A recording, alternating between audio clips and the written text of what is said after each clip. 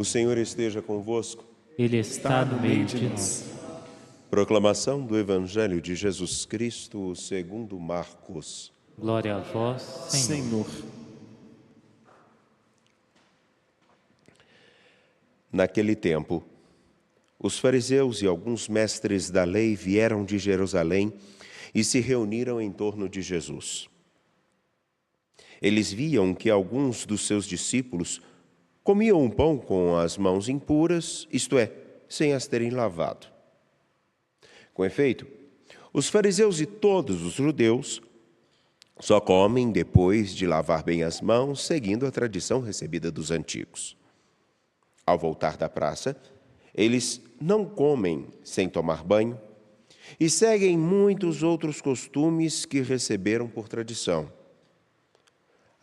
A maneira certa de lavar copos, jarras e vasilhas de cobre.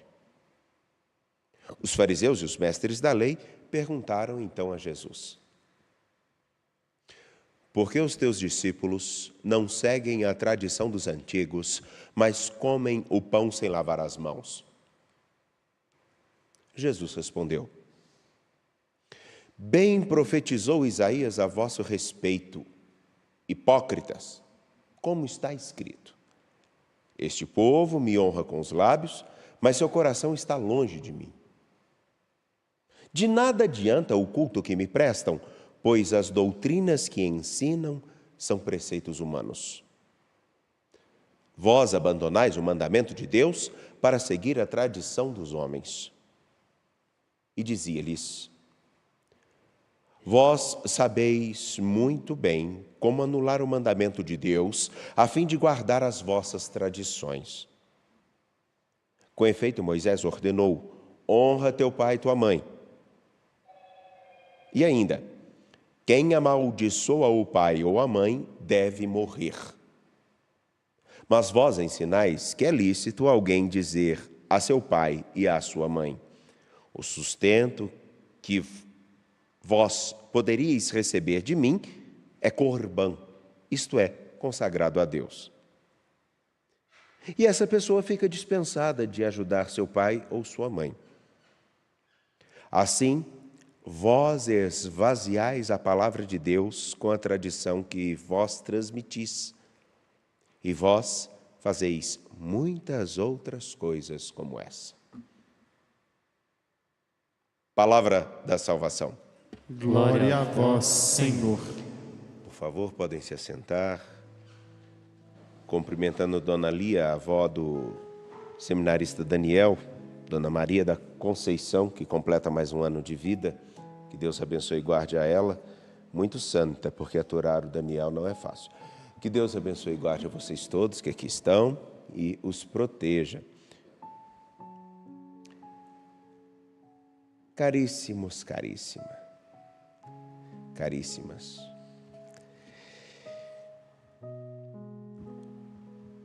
Livro de Reis, capítulo 8, verso 23. Ó Senhor, Deus de Israel, não há Deus igual a ti, nem no mais alto dos céus, nem aqui embaixo na terra. Tu és fiel à tua misericordiosa aliança com teus servos, que andam na tua presença de todo o coração. Mas será que Deus realmente pode morar sobre a terra? Será realmente que Deus pode morar sobre a terra? É a pergunta feita na oração de Salomão, num momento em que pedia que o templo fosse consagrado, que o Senhor habitasse no templo construído a ele. Essa chave é tão importante, tão fundamental, porque, vejam, tu és fiel à tua misericordiosa aliança com os teus servos, que andam na tua presença de todo o seu coração. E o coração, como já repetido várias vezes, é o lugar mais profundo onde, na cabeça do povo da Bíblia, é o lugar mais profundo aonde só Deus pode alcançar. Logo, aqueles que perseveram na aliança do Senhor, nosso Deus, veem que Ele guarda a sua aliança. A aliança que tem como fundamento resguardar aquela coisinha dita lá atrás: eu serei para vós um pai, e vós sereis para mim filhos.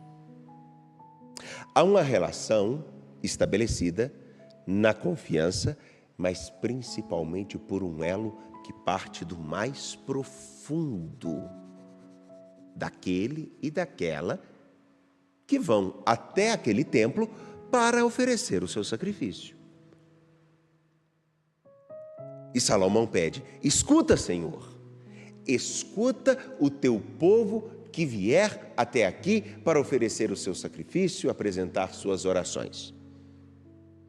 Mas percebam, é algo que deve sair de lá do fundo, não daqui. E ao mesmo tempo remonta a uma coisa fundamental, que o Senhor caminha com o seu povo ao longo da história. E chega um determinado momento em que o templo é construído, porque o povo, de alguma forma, já deveria ter uma consciência fundamental e primordial. Entendam. Aonde está o meu coração, aquilo que eu carrego como valor, como preciosidade, como vida, as pessoas que fazem parte desta minha vida nessas relações, todas. Nós podemos morar num palácio, nós podemos morar num casebre, mas o fundamental é quem mora comigo, concordam? Ótimo. Então, o sacrifício a ser oferecido pelo Senhor no templo de Salomão devia ter como principal raiz isso: quem está comigo é o meu Senhor. E isso não é uma coisa que se fala de boca, isso é uma coisa que se faz e se vive de coração. Tão simples e tão claro que, infelizmente, nós não podemos esquecer um fato. Pode-se multiplicar igrejas, templos de todos os tipos, mas num tempo onde tanto se fala de Deus, a grande maioria não está com o coração alicerçado nessa relação.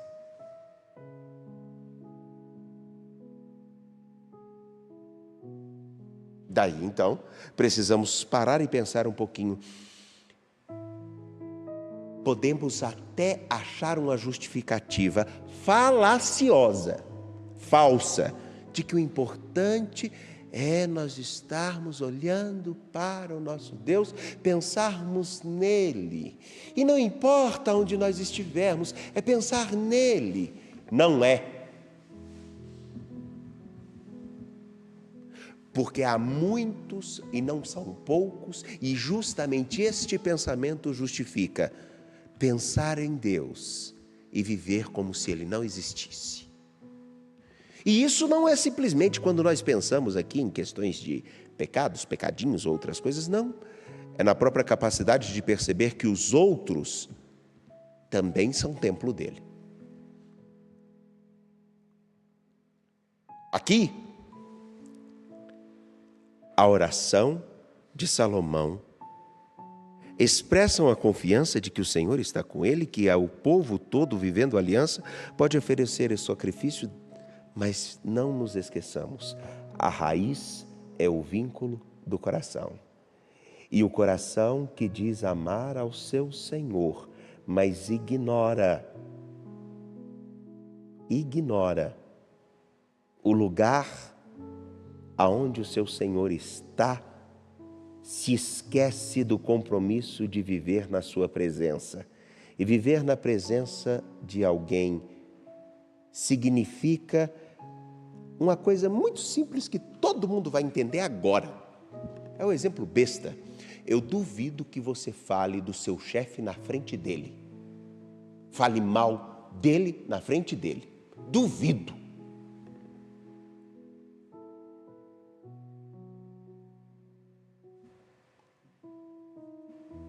Alguém discorda?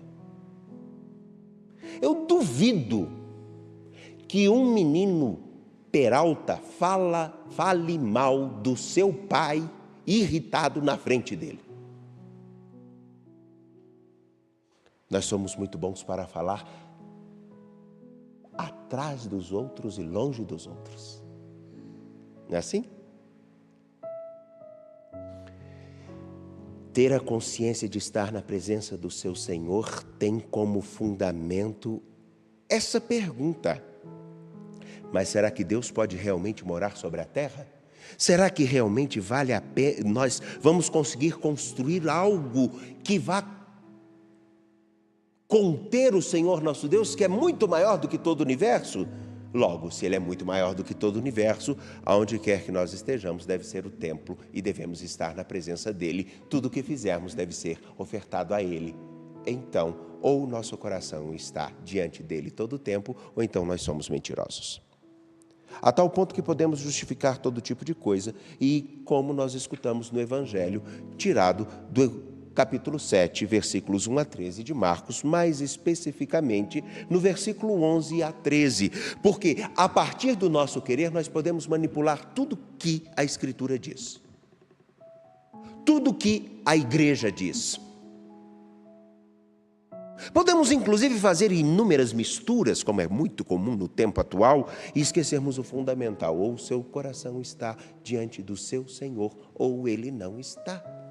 Ou você carrega a aliança do seu dedo no seu coração, ou ela pode estar no seu dedo. Se não estiver no seu coração, toda e qualquer pessoa vai ser mais importante do que o compromisso que você assumiu. Porque o que conta não é a vigilância, é a importância da aliança e do laço estabelecido e aquilo que é importante para cada um de nós.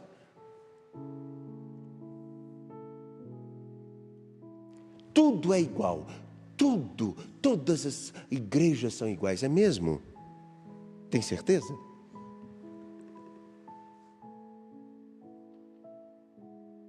Tudo que fizermos, não, Deus, não tem problema, o importante somos nós. Mas tudo que nós fizermos sem um mínimo de consciência de que as nossas ações precisam ser ofertadas a Deus, então, se nós oferecermos qualquer coisa, seria a mesma coisa que nós aceitássemos qualquer coisa de qualquer um. E Ele merece qualquer coisa, então. De qualquer jeito.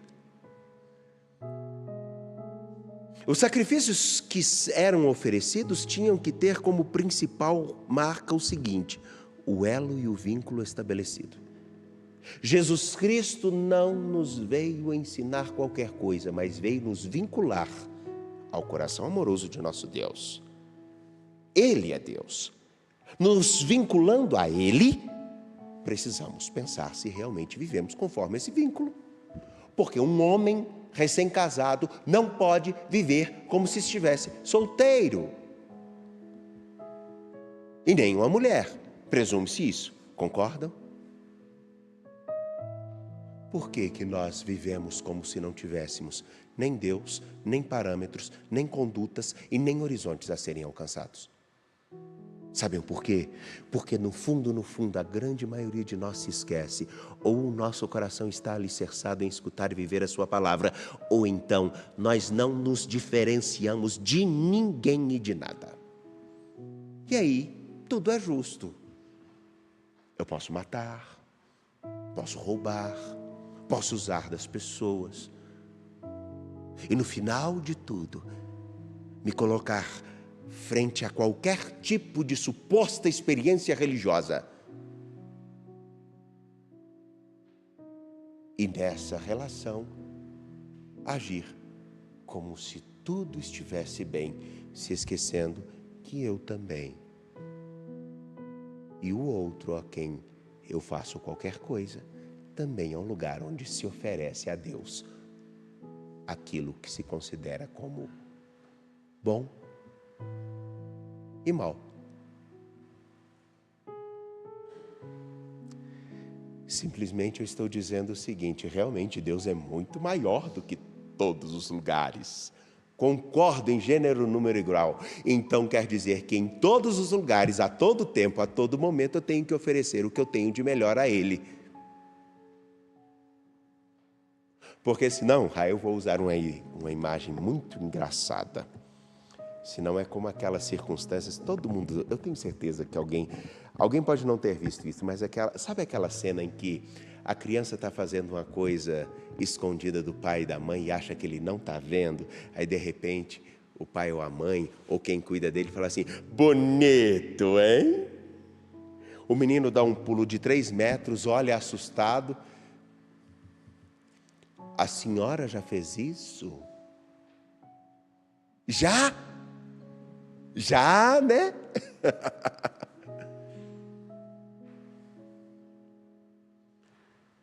Porque o que conta em fazer o que é preciso, viver o Evangelho, escutar a palavra de Deus, colocá-la em prática, ser o melhor homem, a melhor mulher, segundo o cristianismo, segundo a palavra de Deus, a fé cristã, é muito mais do que fazer para aparecer e mostrar a alguém.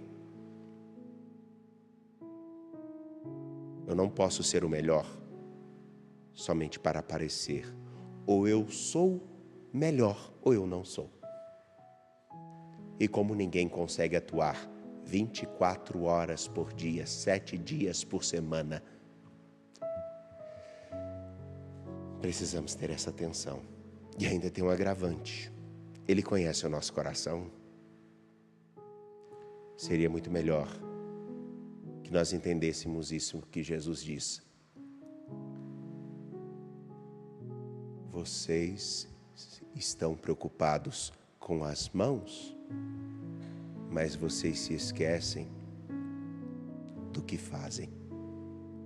Se preocupam com a sujeira das vasilhas, mas se esquecem da sujeira do modo com que se tratam, do modo com que vivem. Pensemos só um pouco nisso.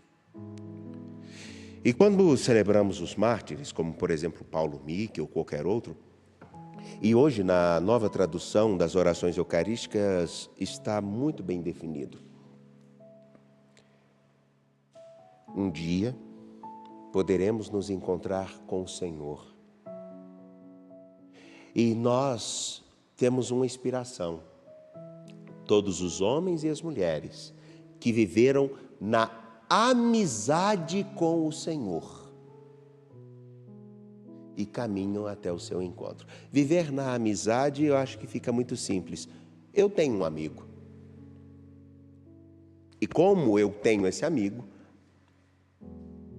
a palavra, o jeito que eu caminho com esse amigo, leva em consideração o que eu posso oferecer melhor de mim para ele e ele o melhor de mim. E às vezes, como a gente se conhece, sendo amigo, a gente sabe quando o outro, de vez em quando, está meio esquentado, por aí. Mas amigo é aquele que a gente pode fazer qualquer coisa, não fazer nada, mas só por a gente estar perto já vale a pena. Então, ou nós vivemos com o nosso coração numa amizade com Deus e oferecemos todos os dias o melhor que nós temos por estar com Ele, ou então só somos colegas. Seria muito melhor que nos preocupássemos em sermos amigos, filhos e próximos de nosso Deus, do que simplesmente nos preocupar com pequenas coisas e nos esquecermos das grandes. Porque, afinal de contas, não importa a hora e o lugar, todo instante Ele está conosco. Todo instante. E tudo que fazemos pode ser oferecido a Ele. Mas temos a coragem de oferecer tudo o que fazemos e somos a Ele? Tudo. Tudo.